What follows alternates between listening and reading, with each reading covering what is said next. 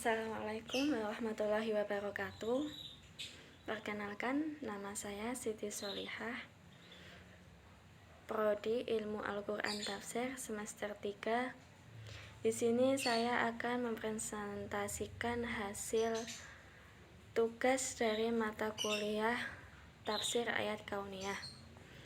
Saya mengambil tema tafsir tematik Kemenak yang berjudul Samudra dalam Perspektif Al-Quran dan Sains.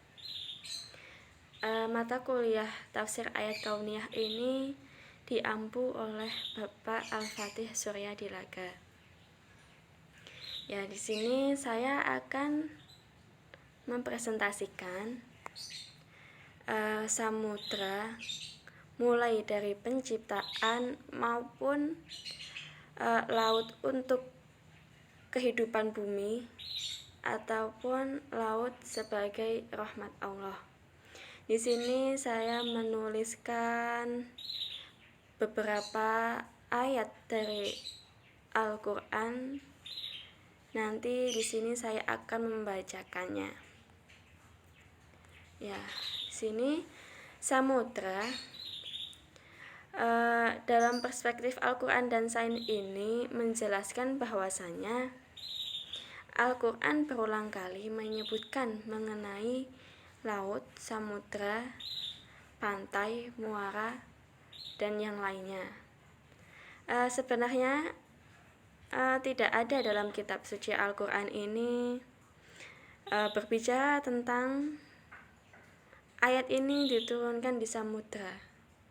Tidak ada, dikarenakan kitab suci ini diturunkan di padang pasir.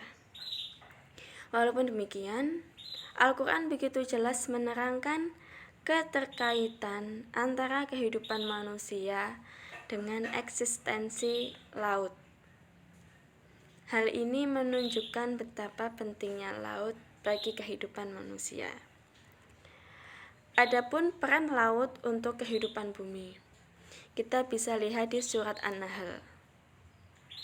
Di surat An-Nahl ayat 14 menjelaskan bagaimana laut berfungsi sebagai prasarana transportasi dan sumber protein dan berbagai keperluan lainnya.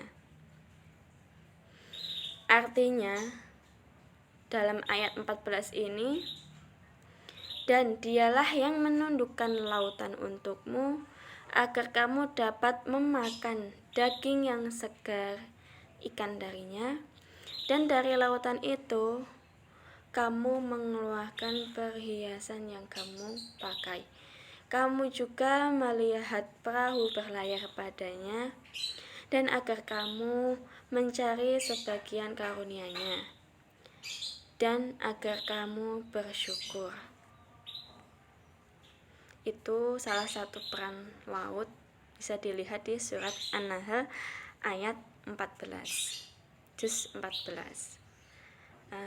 Terus di sini saya juga menuliskan penciptaan samudra. Bisa kita lihat di surat Al-Anbiya ayat 30 yang menjelaskan bahwasanya semua makhluk hidup diciptakan dari air atau benda cair, yang artinya, dan apakah orang-orang kafir tidak mengetahui bahwa langit dan bumi keduanya dahulunya menyatu, kemudian kami pisahkan antara keduanya, dan kami jadikan segala sesuatu yang hidup berasal dari air. Maka mengapa mereka tidak beriman?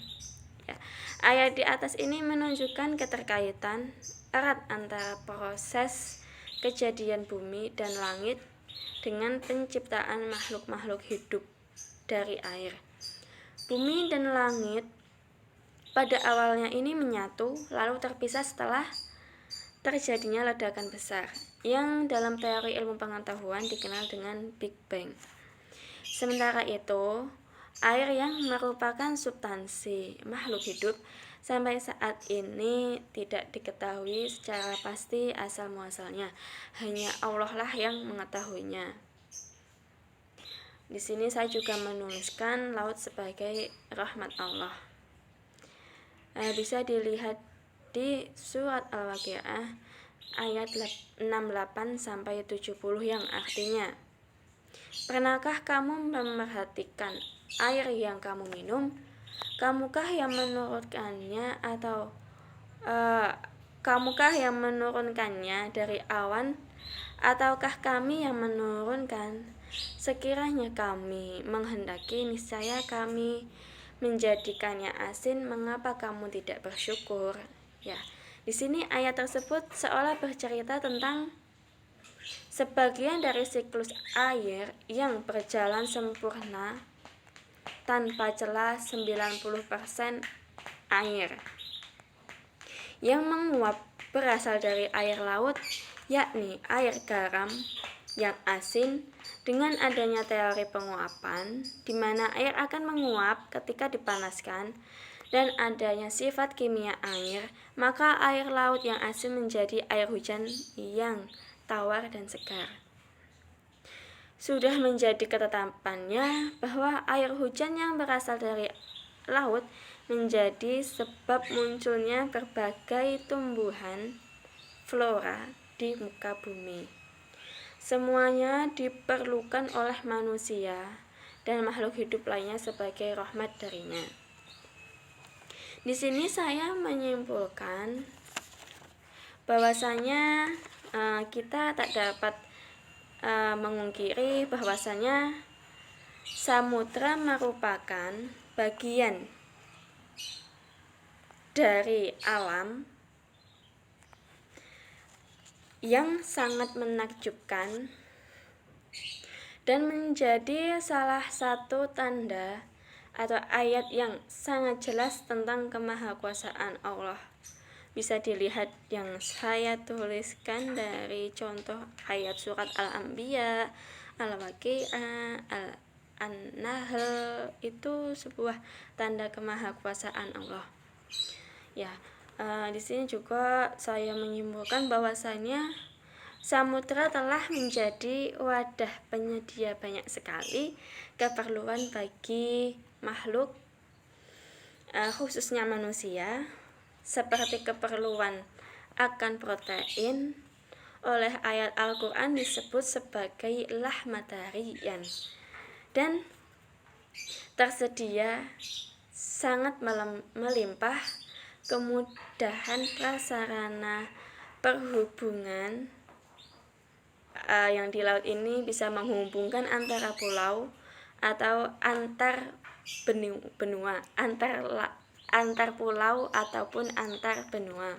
Ini bisa menjadi sarana kita untuk bisa sampai di tujuan melewati antar pulau ataupun antar benua melalui laut, dan kita bisa menggunakan kapal untuk berlayar di atasnya. Begitu. Apapun itu, kita patut bersyukur adanya laut ini. Banyak Allah mengasihi rahmatnya kepada kita, terutama manusia yang begitu banyak memanfaatkan laut, baik dari dalamnya maupun luar. Ya, seperti kita bisa memanfaatkan laut ini sebagai alat transportasi. Terus juga ini begitu banyak manfaat yang bisa kita ambil. Terus dahulu kan bumi ini tandus, tapi karena Allah menurunkan air hujan menjadi sangat subur dan hijau ini, apalagi bagi peternak akan sangat bersyukur karena ternaknya bisa kenyang, bisa sehat, bisa juga bermanfaat untuk manusia itu sendiri. Banyak hal manfaatnya, banyak sekali Allah menghadirkan laut ini. Sekiranya dan pasti ada banyak salah katanya, saya mohon maaf dan terima kasih atas perhatiannya. Sekian dari saya. Wassalamualaikum warahmatullahi wabarakatuh.